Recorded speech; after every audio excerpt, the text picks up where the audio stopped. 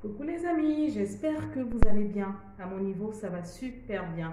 Dans cette nouvelle vidéo, nous allons parler du spermogramme, un test qui est demandé la plupart du temps aux hommes lorsque le couple est en essai bébé.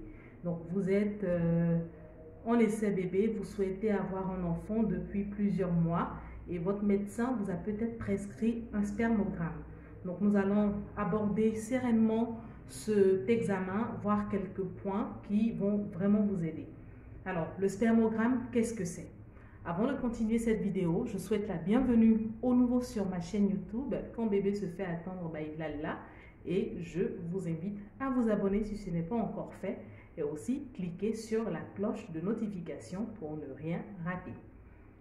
Le spermogramme est le premier examen qu'un médecin prescrit à l'homme lorsque le couple est en essai bébé. Donc, lorsque le couple présente un cas d'infertilité, l'infertilité est constatée lorsque le couple est dans l'incapacité d'obtenir une grossesse après 6 à 12 mois de rapports sexuels réguliers non protégés.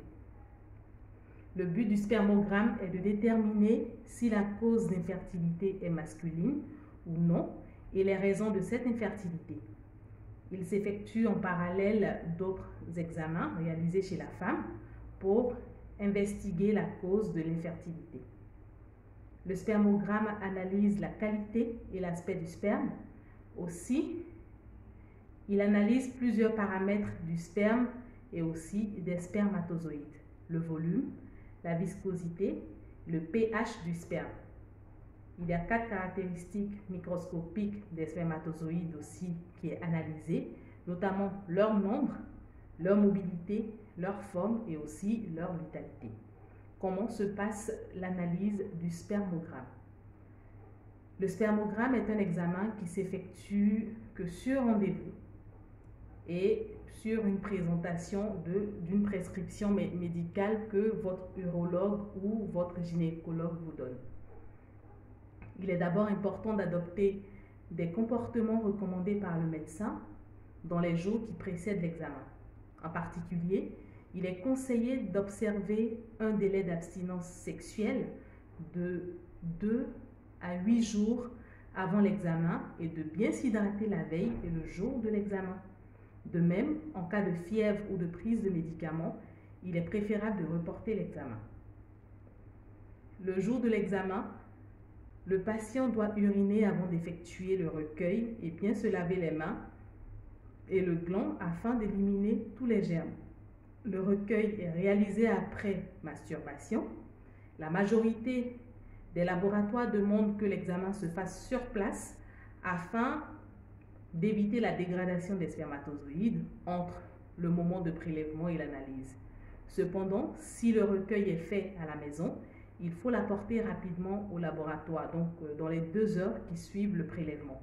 Donc en variant aussi au minimum la température à laquelle le contenant est exposé.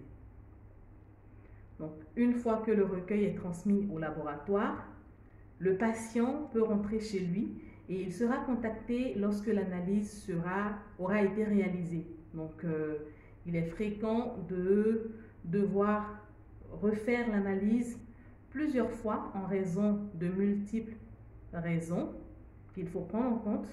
Il n'y a donc pas lieu de s'inquiéter si le laboratoire recontacte le patient et qu'il demande à ce que vous refassiez le spermogramme. Donc si vous êtes dans ce cas où l'on vous demande de refaire le spermogramme, il est important de ne pas s'alarmer. Peut-être qu'il y a des indices qui n'ont pas été vus, donc c'est pour permettre aussi de vous donner un résultat vraiment fiable. En moyenne, les résultats sont disponibles et envoyés aux patients dans un délai de 10 jours. Je vais vous donner quelques anomalies qui peuvent être détectées grâce au spermogramme. Lorsqu'il y a spermogramme, comme je le disais au départ, c'est pour voir s'il n'y a pas d'infertilité liée à l'homme. Donc, le spermogramme peut détecter l'azospermie, la nécrosospermie, la sténosospermie, l'oligoasténotératospermie, l'oligospermie, la tératospermie. Voilà, donc ce sont ces anomalies que le spermogramme peut détecter.